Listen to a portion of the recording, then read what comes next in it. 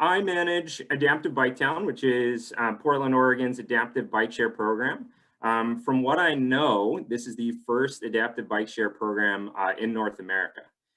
So I'm here to just kind of present on what we've been doing for the last 4 years and what we've seen as successes, what we think lessons are learned, and basically how we operate in this space.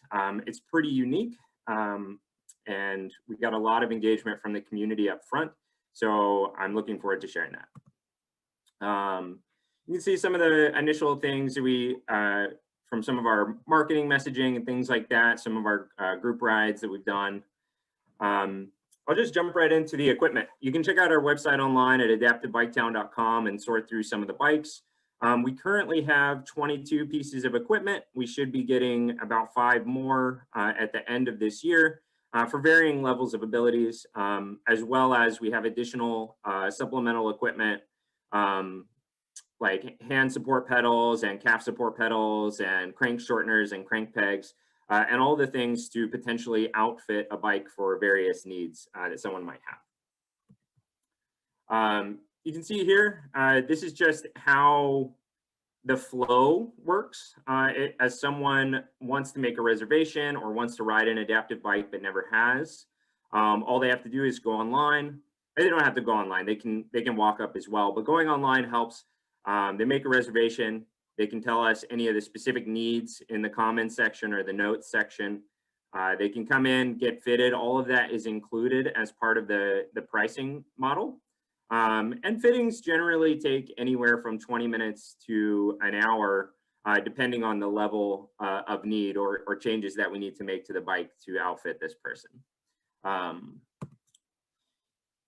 Talking about the program from the beginning, we started in 2017. This is a picture of our Adaptive BIKETOWN work group.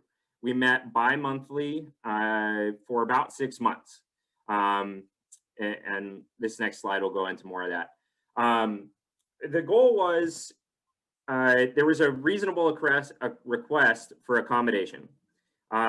Basically, the city of Portland started BIKETOWN, our regular bike share system, in 2016. Several people within the community with disabilities said that these bikes don't meet my needs. They made a legal request for accommodation to the city. The city basically put up $25,000 to explore options about what an adaptive bike share might look like. And there had been several kind of programs on the West Coast before, but none of them that lasted really into maturity.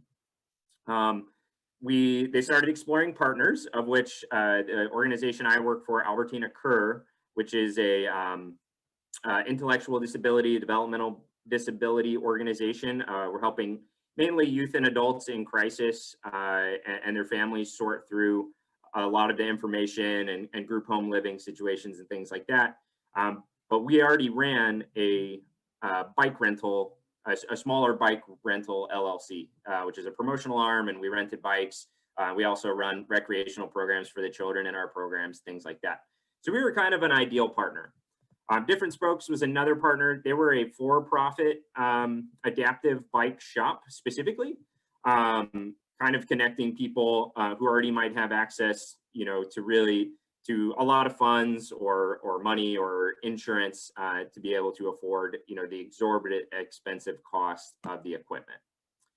They dropped out as a pilot early on, and we became the sole operator of Adaptive BIKETOWN. The way the relationship works is it's a partnership between Albertina Kerr, the Portland Bureau of Transportation, Active Transportation Division. And then what they do is they help us explore partnerships, funding, how to get the word out, and additional administrative needs while we handle operations. And we're really fortunate that we also have 2 corporate partners, Nike, which is based here in Beaverton or Portland, and Lyft, who helps run BIKETOWN, which is the city's overall bike share program.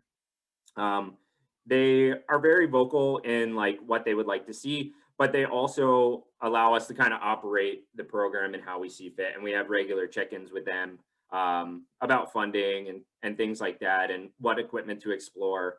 And they also help us with larger media events, as they're more able to get media attention here in the area or even potentially nationally.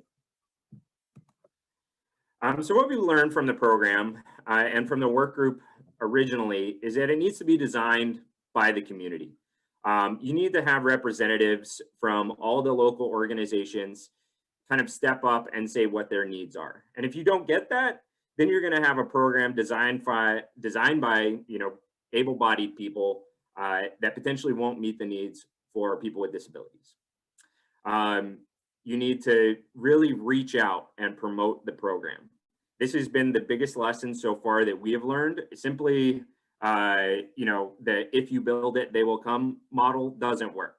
I think a lot of folks living with disabilities have historically been told they can't do things and historically been told, that their needs aren't as important as the able-bodied community because there's the profit motive. There's certainly plenty of nonprofits and other organizations operating in this space who are able to kind of do what they do with lots of additional grant funding and scholarships and things like that. But as a for-profit model, it just doesn't really work. So we've kind of approached it as a service or program-oriented model. And then you always have to continue to iterate with new technology. You have to be able to meet more and more needs and understand the needs of the community. So it takes constant outreach, surveys, engagement. We're going to be re-engaging our original work group again this fall as we approach a new contract. Many things like that you have to continue to do.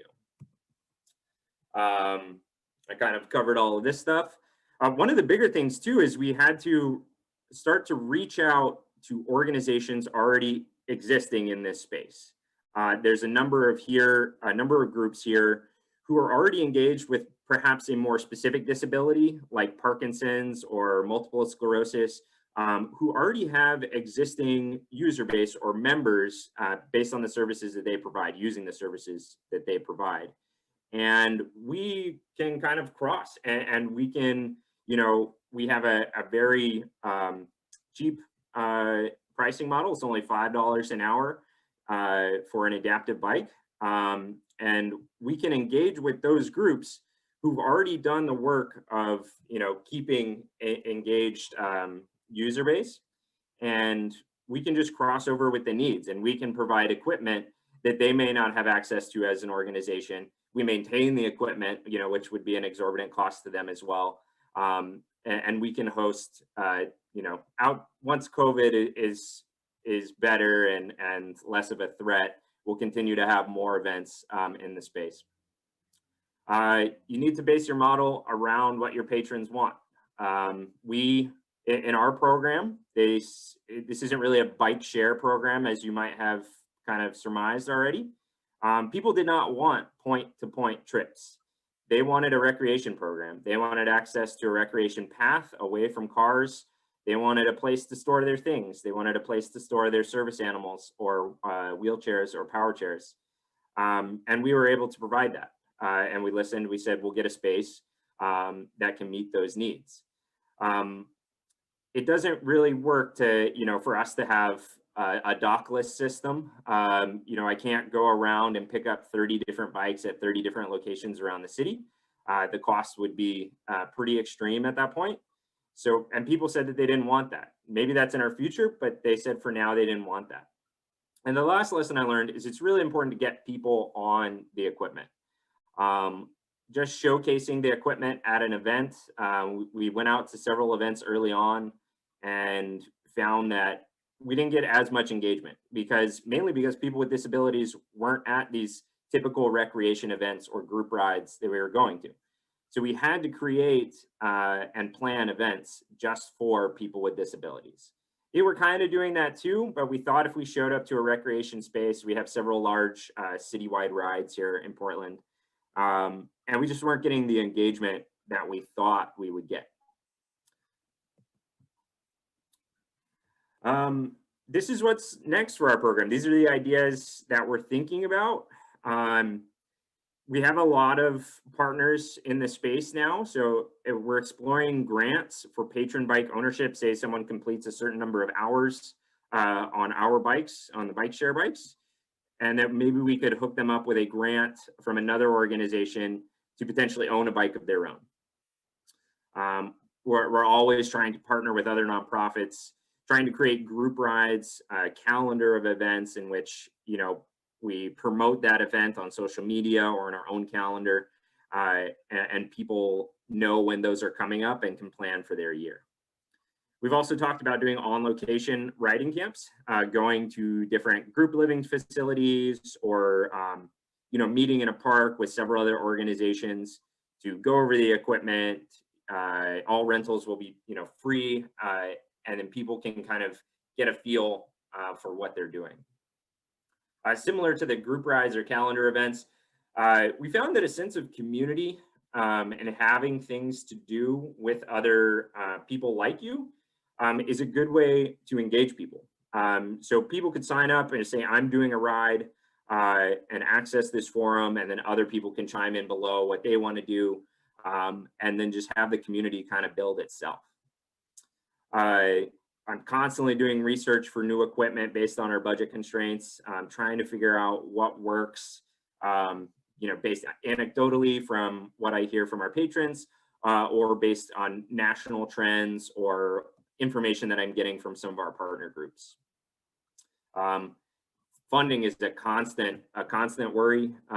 We have a contract with the city, but the majority of our program is grant funded. I don't know if I mentioned in a previous slide, it is a service or program based model. We found that like for-profit models of this nature just don't work. People with disabilities here in the States make about 64 cents to the dollar that an able-bodied person might make. So the costs are quite exorbitant. If I were to price, our equipment based on, what the market says it should be priced at for an able-bodied person, we would never rent any bikes. And that's not the goal. We want to provide access to recreation opportunities for people with disabilities. And if we can't do that at a lower price level, then it's not going to happen. So it's one of the biggest lessons is I believe it has to be service oriented, and it has to be grant funded. We're constantly looking at, and thankfully we have, really big corporate partners in Nike and Lyft who are able to provide the amount of funding that we're currently seeing that it takes to run the program. We're looking at season passes. We already have them right now, but just how to promote them. We will look at more hubs eventually if we can get 2 or 3 more hubs at different city centers. That might prove to be what the community wants. And point-to-point trips, like I had mentioned before, they didn't really want that in the beginning, but as we expand, more people might want that. We've also seen, traditionally our user base is 65-year-old, or older white men. So what we want to do, or what we feel our responsibility is, to engage low-income youth or BIPOC people, just because they're historically underserved, especially here in the city center, which means probably moving out to different areas within the city limits. As well as one of the last things we're looking at, we already have some version of Prescribe a Bike, but also accepting insurance payments for recreation activity. You can see the numbers based on our previous years, and we've seen some, I would say various growth except for our COVID year, 2020. But 2021 is really promising. Lots of new equipment, lots of new engagement, increasing unique users every year. And anecdotally, just people are so happy. I often hear, stories that this is the first time I've ridden a bike in 30 years. So I'm really happy, that we're changing this many lives, as well as I think when tourism picks back up, I think people see Portland, Oregon as a bike or transportation hub. This is kind of what you do, not compared to Europe, but for the States, we have 7 to 10% ridership of trips are made by bicycle by people here in the city.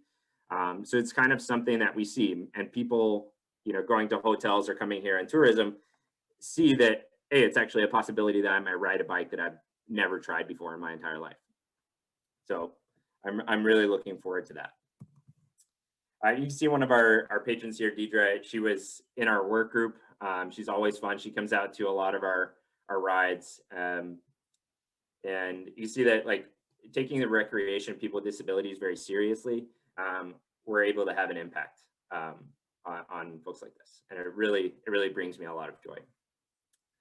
Thank you, everyone. I hope that has answered some questions. I'll be on a panel later and happy to answer questions there.